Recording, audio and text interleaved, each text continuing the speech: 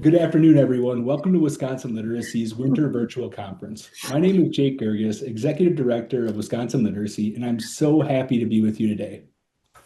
Events like this are the reason why Wisconsin Literacy exists.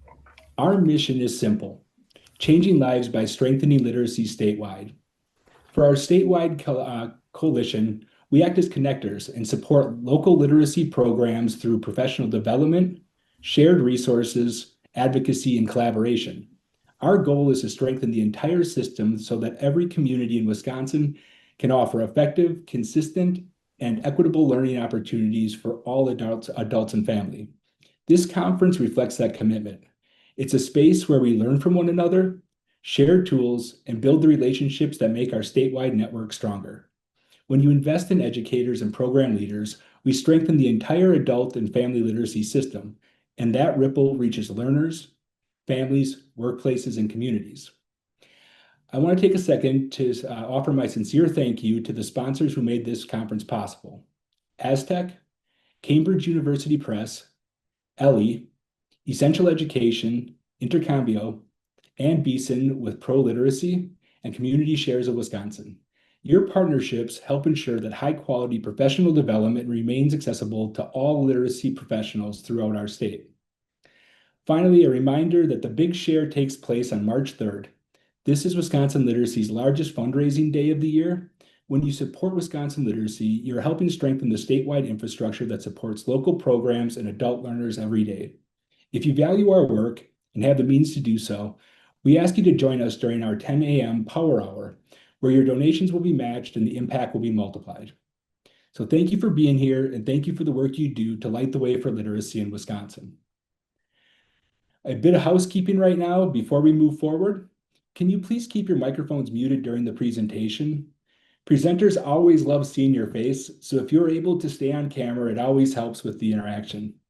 If you have questions during the presentation, please put them in the chat and our staff will be monitoring and letting the judge know. Last, this is being recorded and will be available shortly after the conference. Whew. Now that I've checked all the boxes that I needed to in this introduction, it is my great honor to introduce our keynote speaker, the Honorable Reverend Everett Mitchell. Judge Mitchell serves as the presiding judge of the Juvenile Division in Dane County Circuit Courts. Elected to the bench in 2016, he hears cases involving juvenile justice, family reunification, and related civil and community criminal matters. He also oversees Dane County's high-risk drug court program. Judge Mitchell is widely known for his trauma-informed approach and his commitment to education and equity.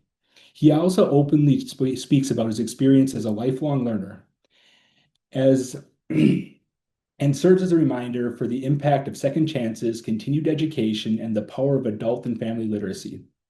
Through both his ministry and public service, his work builds on systems that offer accountability, opportunity, and hope for both children and their families. It is my pleasure to welcome Judge Everett Mitchell. Thank you all so much for the opportunity to be here with you all today. It has just been an honor to just kind of celebrate and be a part of a wonderful conversation of what does it mean to be a part of a lifelong learning. And I'm grateful to be here with you. So today, the time that we have together really is about first saying thank you. Um, Thank you for your commitment to what you do for adult learning, and thank you for your commitment to just those in our community who just need that. And so today I'm just going to share a little bit of my journey. I told the planning team today I really have never shared this part of my story, but then it went publicly. So I'm hoping that this is encouraging and insightful, and I'm willing to take questions throughout the presentation. Just put it in the chat, and the team is monitoring it for me, and they'll let me know when I need to pause and answer any questions. I love questions. Sometimes I don't like to wait till the end because I may be too tired to answer all those questions, but I love to be present with you. So the topic that I'll talk about is the idea, please be patient with me, challenges of learning from the bottom to the bench. And I'll explain a little bit more what that means as we kind of go along together. But I want to begin by telling you something that most people in my position never say out loud, which is I could not read. Not slowly, not poorly, not with extra time and accommodations. I mean, I could not read. I graduated from high school functionally illiterate, and I sat in classrooms for 12 years, moved from grade to grade, walked across the stage, and received a diploma, and I could not read the words that were printed on it. And nobody knew. And or maybe they knew, or and they didn't know what to do. Or maybe they assumed someone else was handling it, or maybe they looked at a quiet black boy from a troubled home and decided the path of least resistance was to just keep moving him along. I'm here with you on Zoom today as a circuit court judge. I teach at the university. I'm an adjunct professor at the University of Wisconsin-Madison Law School. I hold two master's degrees from Princeton Theological Seminary and an undergraduate degree from Morehouse College. And I could not read. I need you to hold both of these things at the same time, because that tension between what the world almost lost and what God refused to let go is exactly what I came here to talk to you today. The question is never whether a diamond exists. The question is whether anyone is willing to do the work of finding it. Before I can tell you about the classroom, I have to tell you about the house. I grew up in a traumatized home where my stepfather was a sexual predator. He abused my younger sister. He abused other young women who came to our home, and I walked in on it more than once. I was a child and I understood in the way children understand things that have a language for them, that it was my job to protect my sister. And so I did. So for 12 years, I protected my sister. That meant I didn't sleep, not fully anyway, not the way children are supposed to sleep. I stayed alert. I listened for footsteps, and I positioned myself for danger and the people I loved. When I told family members what was happening, my stepfather actually beat me more with the belt. So I learned something early on that too many children in this country learn too soon, that telling the truth costs you something, and that the adults who are supposed to protect you sometimes can't or won't. And I want the educators who might be in there here today to listening to answer this question and think about this question very deeply. When a child cannot concentrate, or when a child is disruptive, or when a child stares out the window or puts their head on the desk, before you write a referral or before you call a parent and before you assign a label, ask yourself, what is happening in that child's house at night? What is happening in that child's house at night? Because I was not a problem student. I was just exhausted. I was an exhausted child doing the best I could with what I had. So behavior is not always communication. The question is whether anyone is willing to listen. And so, like I said, I did the thing that people did you're supposed to do.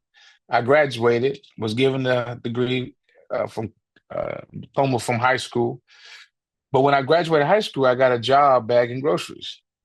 Now, I want you to understand in this context, I'm not saying that with any kind of shame whatsoever, because there's dignity in every honest day's work. But I want you to understand what that moment represented for me. It really represented the ceiling that I had accepted. It represented the distance between who I was and who I believed I was allowed to become. So when you grow up in a home like mine, the dream does not die all at once. It kind of just shrinks slowly, quietly. Each year, confusion in the classroom, each assignment you couldn't complete, each time you sat in a circle and prayed no one would call on you to read aloud. The dream shrinks to fit the wound itself. And by the time I was 18 years old, standing at the grocery store conveyor belt, I had convinced myself that this was enough. This was what Everett Mitchell was made for. And then one day, Kathy, the phone rang. A counselor from a small school called Jarvis Christian College called me. I don't know how she found me. I don't know why she called, but she said something I will never forget for as long as I can live. I was telling her a story about I got a job bagging groceries, and I was so excited about bagging groceries. And I was saying another 6 months, I'll be able to be assistant manager. And I'll never forget what she said. She said, Everett, why don't you come give college a try? If it don't work out, you can always go back to bagging groceries. That was a whole pitch. That's it. It wasn't eloquent. It wasn't a big scholarship offer. It was just a woman who picked up the phone and decided that one call was worth making. And she made that call. And not only did she make that call, but she gave me the chance to be able to listen. Sometimes I always want people to hear that sometimes the most powerful thing you could ever do is make a single phone call or to reach out or to connect with someone because you never know which one it is. You never know exactly what that call will mean because one call, that's all it took. One person who decided my future was worth 5 minutes of her time. And she gave me that call, and that one call made a whole difference in what my life and what become. And so I answered that call and I said, you know what, that made sense to an 18-year-old. So I packed everything up I had in my little bag. No one in my family had ever been to college. No Mitchell had ever been to school or graduated from college. So I was going to be what they call not just a first generation. I was like a first family generation to actually go to school. And so I picked everything I had, put it into a little trunk, and went down to college. And I went down to Jarvis in a small town in Hawkins, Texas, and I failed every course. I was doing all right in math because I was a good math student, but anything that had to do with literature and reading and history, social science, I failed those courses. And I failed not because I wasn't trying. Man, I was trying harder than anyone else in those classrooms. I was trying, I wanted to. But for the first time in my life, the truth that I had to admit to myself that that what I couldn't do was impossible for me to hide at that level. In high school, you can kind of camouflage it, be a good kid, you can copy, you can guess, you can memorize enough to get by. But college put a mirror in front of me, and I could not look away at what I saw. I could not read. And that's when I met them. I remember getting ready to put on my backpack, and I got ready to put on my backpack and just go home because it had become evident to me that I wasn't going to be able to learn how to read. And so I decided to just go back home, do what the lady said. If it didn't work out, she said I could go back to bagging groceries, and I was on my way back. And that's when I met them. I met Miss Daisy Wilson and I met Miss Margaret Bell. These two beautiful black women sat me down in college, not as a disciplinary office, not in front of a review board, but they sat me down the way a mother sits down a child she loves and refuses to give up on.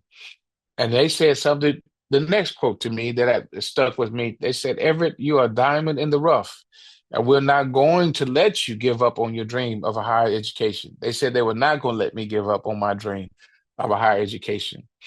And I've stood in courtrooms. I presided over cases that determined the course of people's lives. I preached sermons and delivered eulogies and spoken at graduations.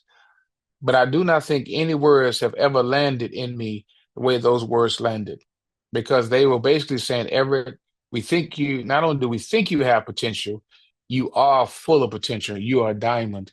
And already, not someday, not if you just keep working hard enough, you are a diamond already as you are. And so that's when they began to teach me at the age of 18 how to read. What happens next, even though people may think it was really not a miracle. It was long, it was humbling, it was painstaking work that I went through during this process. Miss Wilson and Miss Bell taught me how to read, like at 18 years old from the beginning. Elementary phonics, sight words. We built a vocabulary one word at a time, kind of like the way you build a wall, one brick at a time, and then another. And until one day they looked up and realized that you're no longer standing in the open. They taught me the discipline of the library every evening from 5 to 10 o'clock. That was my life. Not parties, not televisions, the library. Now, it is a lot easier back in the day because, there was no cell phones. And if you had a cell phone, you had to pay for them expensive minutes that we all had to pay for. And so that was really not as much of a distraction as it is. I had a big boom box that I would put on, and I know the ages of people if you know what a boom box is, and if you know what D batteries was, and you know what the cassette tapes are. Yeah, I know what generation you were born into. But I had my boom box, I had my cassette tapes that I had made up, and I had my D batteries. And every night, that's what they told me. You go to the library. But I need to be honest with you about what work felt like. Because too often we tell the success story without telling the suffering inside the story. and there was a lot of suffering inside the story. Reading was exhausting for me. It was so exhausting to me, um, because it's really difficult to explain to someone who has always been able to experience reading and understand what reading is, that how tiring it is. It was not just slow, it was draining. Every page took everything I had. The reading stamina, the ability to focus through extended text was something I had to build the way an athlete builds muscle. And it was slow, it was painful. I had to rest and always threatened to just quit and give up. But with every time that I got ready to quit, they would always remind me that we're building stamina. I know you're tired. I know you're exhausted. I know it took you, it took you a long time to get through one page. But I was embarrassed, like sitting in a classroom where everyone seemed to absorb the text, and I was still on the first paragraph. Simple tasks like reading a manual or following written instructions took me three times as long as everybody else. And I developed strategies to hide. Like one of the things that people, when you're learning, even as an adult reader, my handwriting was terrible. I always received terrible handwriting critiques. And it wasn't until working with them that I realized that it's not because I was careless. I realized that because if I didn't know how to spell a word, I would scribble it. I would scribble it. And I would rather be known for bad penmanship than for illiteracy. And so even if I could understand the word in my head and could say it, but because I couldn't write it or understand the vocabulary behind it, I would just kind of scribble something, and then just tell them what I scribbled out loud. And so I'd rather them say you have bad penmanship, but but I wasn't willing to let them know that I couldn't read. And writing itself was my own battle. When you cannot read fluently, you do not think in linear paths. So you can't construct an outline like people say, just do an outline and follow the outline. Your mind doesn't work like that. Your mind works in streams of consciousness. You're connected, you're live, but not organized the way academic writing demands. So I had to develop my own system. Um, One thing that I learned early on is that I never turned in an assignment at the last minute. Never, never, not one time. I worked to complete every paper 2 weeks before it was due. That was my schedule, 2 weeks before it was due. Then I spent those 2 weeks editing, reworking, reorganizing, minimizing the mistakes, building my confidence, finding the structure in what I had written. In many ways, I still work that way. I still process as I write because outlines do not compute for my mind. It just doesn't work. And I done fought it all the way up to grad school, in law school. It just doesn't work like that. And so I've learned that it's not a deficiency. It really is just the way I'm built. So I had to accept the idea that I was not behind. I was just on a different path. And the path was harder, but it was still a path. But from Jarvis Christian College, I was able to go to Morehouse College. And from Morehouse College, I was able to go to Princeton Theological Seminary and then ultimately to law school, to University of Wisconsin-Madison Law School. But I want you to think about that arc for a moment. The boy who struggled, who bagged groceries, the boy who failed every course his first semester, the boy that walked onto the campus of one of the most prestigious universities in the world. That boy was the one who walked onto Princeton. At Princeton, I was nervous again because I was like, I can't write at academic level. They gave me a full ride scholarship, and the only requirement of being there was to maintain the 3.5. And I was like, wow, I'll take this as an opportunity because at least I can get through one semester with a full scholarship. I at least could try to fake it for one semester. But I wanted to do well. And just like God had given me Miss Wilson and Miss Bell, God gave me Ajit Prasadam and Dr. Loder. And I remember sitting in Dr. Loder's class for the first time, and his class was about grace and theology. And he was a well-known theologian and writer. And I turned in my first assignment, and Dr. Loder pulled my assignment aside, and he said, Everett, you started good work, but we need to refine your work. And he said, well, there's an expectation that you need to reach, and we're going to keep pushing you till you reach that expectation. And so he gave me Ajit Prasadam, the teaching assistant, and between Ajit would take my work and he would tear it up. Ajit would tear my work up, and he keep making me feel bad, and he didn't care because he would give an instruction from Dr. Loader to make sure that I could write at an academic level. That was his assignment. And so every day, through every assignment, rewriting over and over again, it was almost like I was being in boot camp for writing all over again. And I was that little boy. I was nervous and I was scared and I was confused, but they kept pushing me. They taught me the precision in language is not about intelligence, it's about practice. So that clarity does not come naturally to anyone. It is earned through revision, through feedback, through the willingness to be wrong on the page before you're right.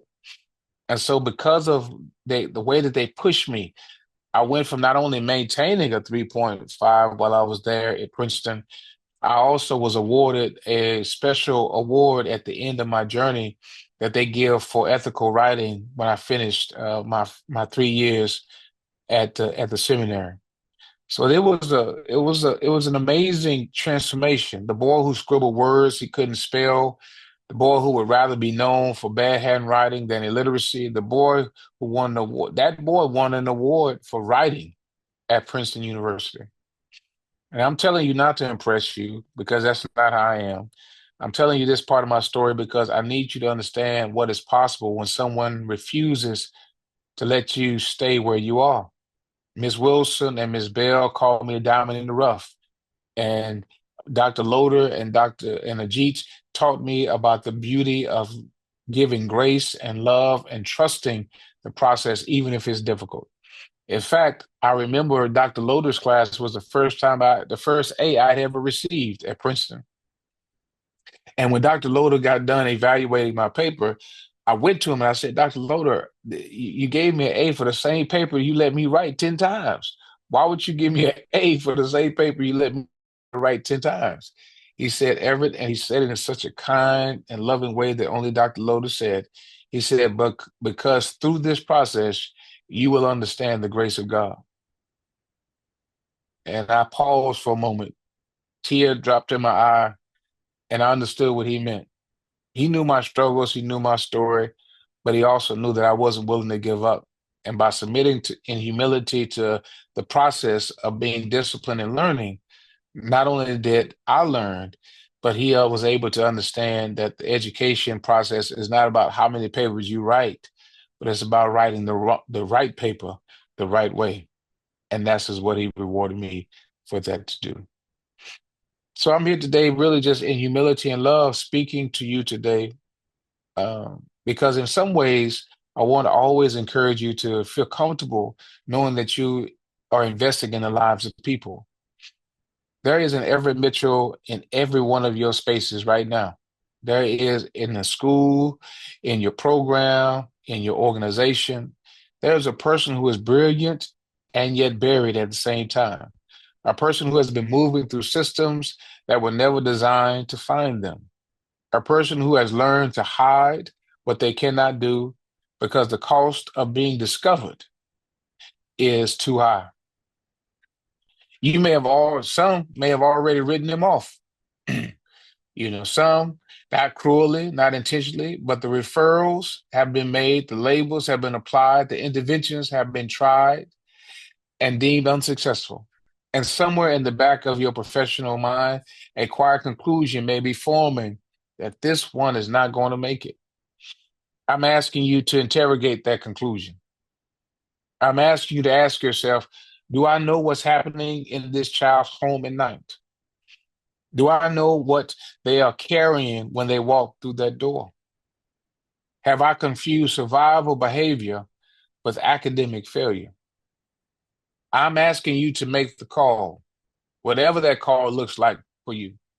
The phone call, the conversation after class, the decision to sit down across from someone and say the words that Miss Wilson and Miss Bell said to me. Say to them, you are a diamond in the rough. And I am not going to let you give up. I'm not going to let it happen. Now, you don't need a program for that. You do not need a budget line or grant or administrative approval. You need 5 minutes and the willingness to mean it when you say it. The most important credential is an educator could ever have is just the belief that every student they see is worth seeing. So, as I kind of bring my thoughts to a close, I want to just step into the moment where I could just speak to somebody else.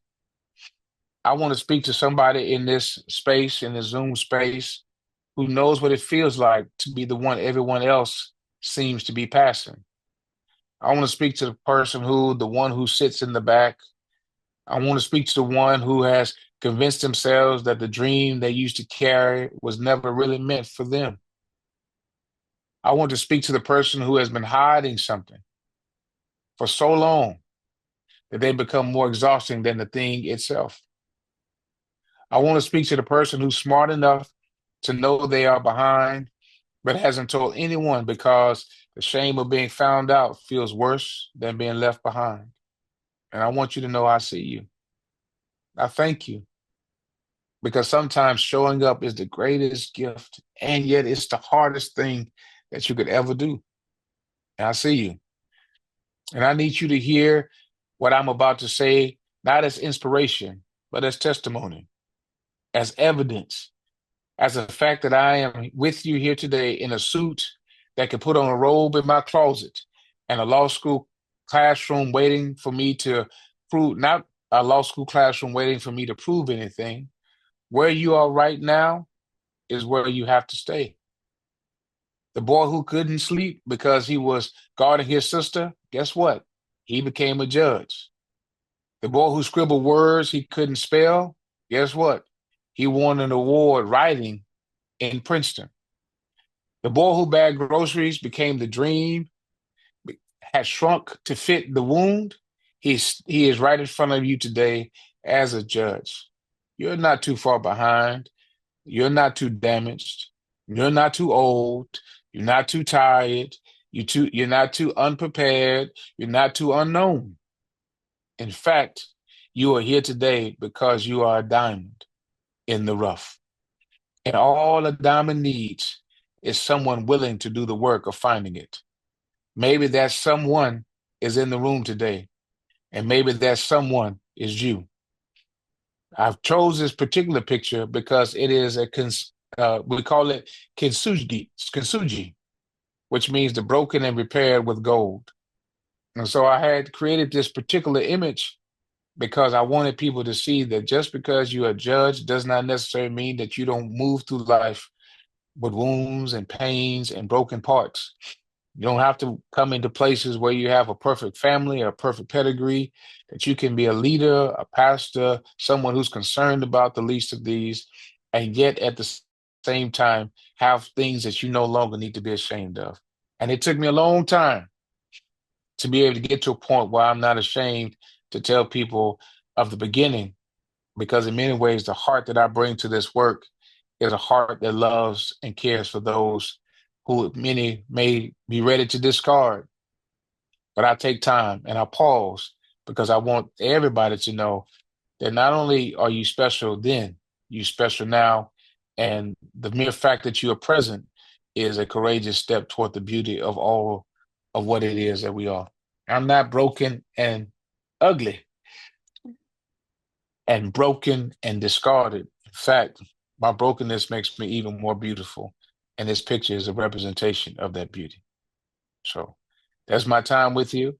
And I look forward to any questions that you may have. And I'm hoping that you have some questions for me so that I could be able to give that out to you in a very special and unique way.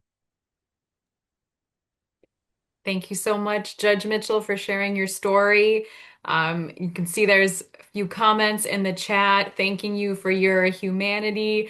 We didn't expect to be crying today. A few people agreed with that, sharing that your story was really powerful, inspirational, and thanking you for your testimony. So, one person asked how they can get a copy of this to play at Green Bay Correctional Institute, and same question for Jackson Correctional Institute. And I'll just share for those folks, this is being recorded, and I'll be sure to share the recording with the two of you. I'll let you know when it's posted.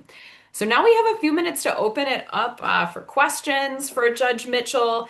What questions do you have, either in the chat, or if you'd like to go ahead and come off mute, feel free to do so. I'll start with a question while we have a minute. Judge Mitchell, how would you say that your experience and your story that you shared with us today influences your work as a judge now in Dane County? Are there a few things that you would say, inform your lens and your perspective when you're working with and supporting the folks that you do? Yeah, so the first thing I do, and this is again how it informs my work. So the first thing I do is before I sentence any child to a juvenile prison, I ask them to write their 5 goals. And generally they can do that, and some can, some cannot. But one particular case that really struck out to me was a young man who was obviously on a trajectory going to juvenile prison, and he could not. He had 2 children. He's 15 years old, got 2 children by 2 different older women, and he's on his way to prison. And when I asked him to write the 5 things, he said he couldn't write 5 goals, and he was trying to get his help from his. I wish I had the paperwork here. I could show you. He was trying to get help from his attorney. I told him, I said, no, I don't. No, don't do that. And when I pulled it, and when he gave it to me, it was almost as if he was in the maybe kindergarten or first grade. And so I told everyone, I said, now, I don't know. And they were like, well, Judge, he don't go to school. He don't be in school. I said, this is why he doesn't go to school. I said, because he's embarrassed. Like he can't read. Do y'all realize that? And so it was just amazing. All the people who were supposed to have helped him out, to help him organize himself. Not only did they not, I won't say overlook that fact, but it's like they didn't prioritize it in all the different things that they were trying to make sure he got done, right? They wanted him to be on GPS and don't go hang out with this person, don't hang out with this person, don't do this, don't do that, don't do that. But while you're asking him not to do all those things, you're not paying attention to the fact that this child cannot read. This boy can't read. Mm-hmm. And so I challenge the social workers. I'm not sending this boy to prison. What I'm gonna send him to prison for? Because I send him to prison, he's gonna come back. Sometimes he's gonna come back worse. So we need to get him some help. We need to get him some services, bring him in, teach him phonics, teach him how to write, so he can be able to process and actually be in school and actually learn what he's meant to learn. So that's why I think that was so important. And so it informs everything that I do, because it's easy to make judgments about where children are and people are. It's amazing how when you just sit down with people and you start talking to them, I run a high risk drug court as well. When part of my running the drug court is running into so many adults who cannot read. Mm. Because the trauma that they have lived, they've never really been in school.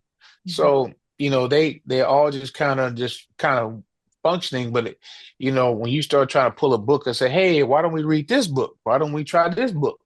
They're like, Judge, I can't read it. Mm-hmm. Like, so even if the answers are in the book, they can't read the book. So now, you're doing creative stuff like bringing adults into, trying to get them literacy support while they're still under probation so they can have a chance. Like they just need a shot.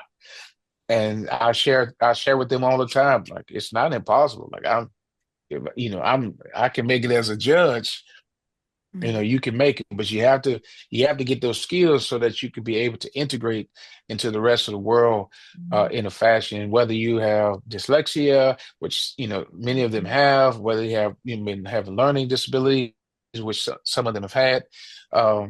Even as an adult, we can work to get you those support services so that you just got to have the courageous grit to know that it's going to be embarrassing at times, like it was for me.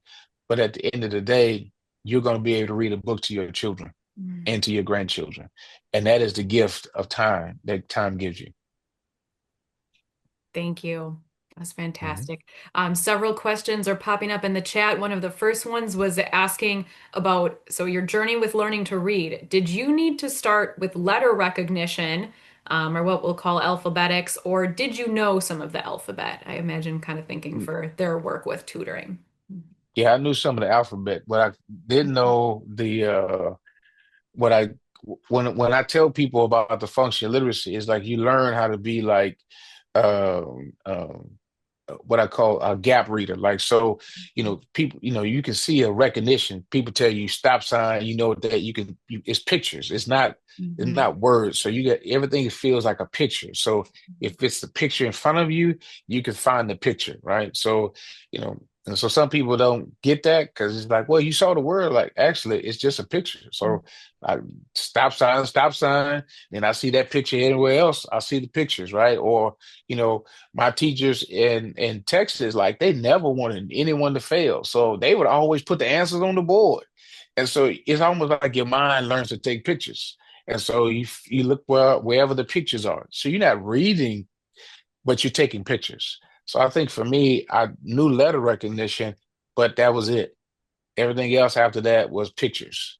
And so my mind is a picture taker. So, and I'm a great listener. So one of the things that I will say a byproduct of not learning a certain way is that I became a very great detailed listener because you have to become your body develops different mechanisms to survive. So like I remember details, stuff that I should not remember from months ago. My mind is crazy that way. So when people tell me things, they think I'm going to forget.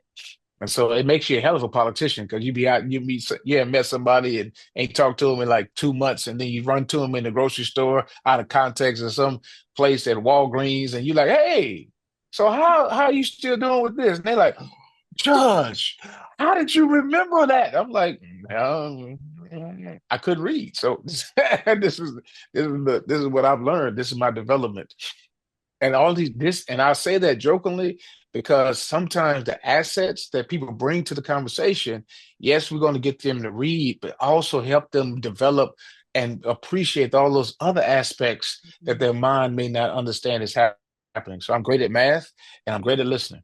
Those two things have always been at the top of my mind, always. So I know it's a long-winded answer to a short question. Oh, that's fantastic. Another question was, do you offer any mentorship for youth that are inspired to get into law? Mm, it depends on how their age is. For law school students, yes. For college students, yes. But if they're a little younger, we just try to bring them into into the courthouse. We'll do stuff like, exposing them to different lawyers and I like to let them sit on the bench. They can bang the gavel. They can come see hearings, all of that kind of stuff to kind of get them feeling like it's accessible. Because really what the law has to be is accessible first. And then once they see how accessible it is, then they see it as part of their career path. So I'm always open to bringing kids in. And the younger they are, the better it is to get them involved in the system. Mhm. Wonderful. Kimberly, we had a hand raised. Whoops. Yeah, is it Jimmy? She went down. Moses. No, I'm here. It's Mojde Jamnia. I'm a teacher RLA at Raya. My question is because your talk was so motivational, and I like to ask if it is possible for you to attend one of our graduation ceremony to talk with our students. Is it Yeah, possible? Kim. Yeah, it's possible. Kimberly has my information, so y'all just hit Kimberly up and So you if are I okay if I ask, huh? yes, oh yes, oh yes. Thank you very much. Yeah. Sounds good. Another question we have in the chat was, thank you for sharing your story. I have found that usually children or young adults try to hide their painful background. They also have this misconception that they are for some reason to be blamed for what is happening to them. So, any telltale signs that you think are a clear giveaway? I would say exhaustion is Mhm. one, being tired a lot. So, I really talk about that element of being tired because I'm I know all of y'all we all passionate about it, but I'm telling you the immense exhaustion of learning to read as an adult. It is so exhausting. Just the amount of pain of just, and so kids feel that exhaustion too. So they trying to read and they tired and they getting headaches and they can't get it and they put on glasses, take off glasses, do all this other stuff because their minds are exhausted because they haven't developed the rhythm. They haven't developed the what I call this reading stamina to be able to make sure. So you got to pay attention to that. I would say the second sign is like when kids are like just joking all the time. So kids are always playing and joking and la, la, la, la, la, la, acting a fool in class. I'll be like, them be the ones I'll be like, come on, let me talk to you. Let me talk. And not in front of people, but bring them to the side. Like, man, you such a good point. I love how you accommodate. I love how you express things. But when you really pull them to the side and have a conversation, they're using the expression to hide. And then of course the opposite of joking is the ones who are like extremely closed off and violent.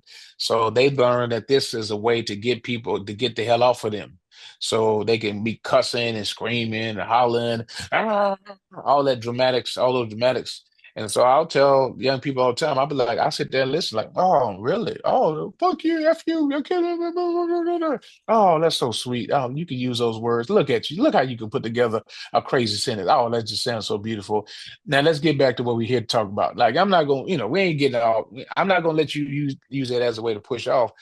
But those are three tell signs, the exhaustion, really, there's the idea that sometimes you have a lot of jokers and playing, and then the idea that I'm gonna get you off because I want to act hard and act violent, when in reality is you're really doing a great job of just masking the real dimensions of pain that you're doing. So that trauma can be masked in many different ways, but helping and giving assistance and giving people permission to unmask that is part of the dimensions that I think are so essential in that conversation. And I can't tell you how many times being with Miss Bell and being with Miss Wilson, they gave me permission to not have a mask on. They just those two black women, and I always tell people like if you don't have hips, I don't trust you.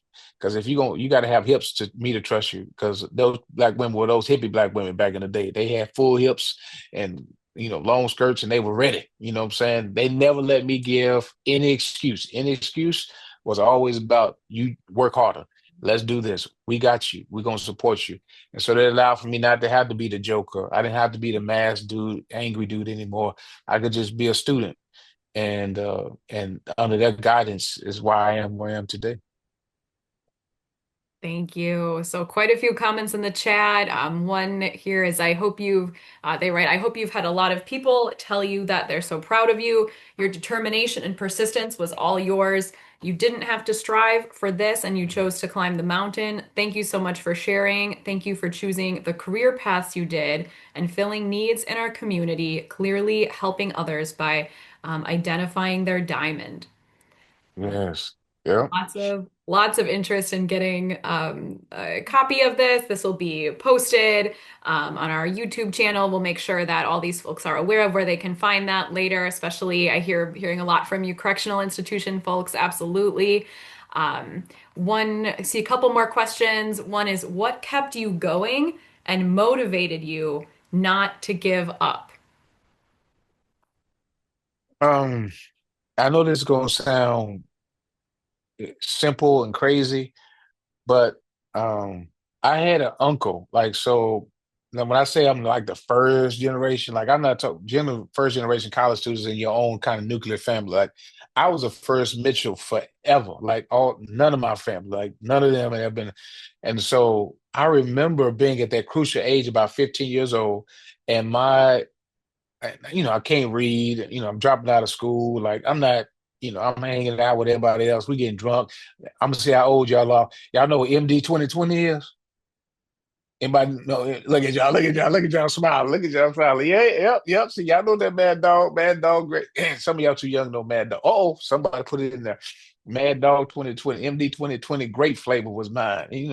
And look, people would sell it to us, at school, we drunk, acting crazy. So I was like that. Ninth grade, I was at some fool. We just doing everything, robbing people, starter jackets, all that stuff. And so I was ready to go sell drugs. I was like, man, I'm gonna go sell crack like my other cousins. They getting paid, they getting money. So I go and I get ready to try to sell. My uncle, who is, and I don't say this about many people, who's like the worst human being in the world. Like he is just. I know we got some people on top of our list right now. We in our current political, but he was just horrible. That dude pulled me aside and said, "You will not do this. You will not do this. Your job is to get out of this. That's your job." And then he looked at all my other cousins and said, "If y'all mess with him, I'm gonna kill all y'all." And we all know he was serious. So he's like, "Your job is to go to school. That's what you're gonna focus on. You only got one hustle, and that's it. Nothing else. That's what you do." And so, like, I didn't have nowhere else to go. That's all I had to do. He was like, "You have to go to school." And so my uncle, man, he's so proud of me when I graduated. And he in prison, jail, and he'll send notes to be like, "Yo, man, your nephew, man, I'm still proud of you, man. You doing it right. You doing what you're supposed to be doing. So appreciate you." And because of his influence, we started getting more cousins going to college. So the generation that came behind me, it just about everybody touched college. Some finished, some didn't, but they create a whole nother class in our family with teachers, and we got some doctors, we got some lawyers, we have some financials, accountants in our family, because they could see like, okay, this could be broken, and this is a possibility that can happen over time. And yes, I saw when I hear about literacy, I do think that's okay too. You do have a lot of people, a lot of young people with vision problems needing to get checked. The optical is important as well, because I see a lot of them, they don't get eye care, especially the lower income, Medicaid. I mean, just taking kids to the dentist is a problem, but going to see optometrists is also a struggle as well. And so they probably could do more, but it just the idea of a glass is just you're a nerd. You square. I'm like, no, dude, you blind. Like you can't you can't see. Get some glasses on. I'd rather why you out here trying to be like Ray Charles, when you don't have to. Like just don't do that. Just get some glasses on. You can still look sexy with glasses. Look at all these people who look sexy with glasses. Morris Chestnut always put on glasses. He's out sexy, bald head, black dude, looking chocolatey and beautiful at the same time. Ain't nobody saying Morris Chestnut ain't sexy. He got on glasses. Look at that love. So, and last question, 'cause I know we got to go, is I think my family has adjusted to the idea like of this success. It seems kind of weird because not only did I leave Texas to go to Morehouse, but then I went to the East Coast up to New Jersey. Nobody ever been up that far in the cold, and then when I moved to Wisconsin for law school, that was even more crazy. And then when I graduated from law school and became a lawyer, that was like one thing. And then when I became a judge, they were like, "What?" So it freaks out all about my family because they really can't believe some of them still think I'm like a judge, like Judge Mathis, like I'm like on some TV show or something like that. But I'm like, no, I'm like the real deal, like a real judge. Y'all see the law books in the background. Somebody made a portrait of me in the robe. Somebody made a portrait of me doing some judge stuff. Got my robe on there. Got a whole staff. Like I'm a whole real judge, and so that gives them pride. And I was grateful that right before my mom passed, that she got a chance to see me not only as a judge, but to see me run for Supreme Court. And that made her so proud. So I know at least I was able to give her a little of that energy, love, and forgiveness. So that's my story. And I'm sticking to it.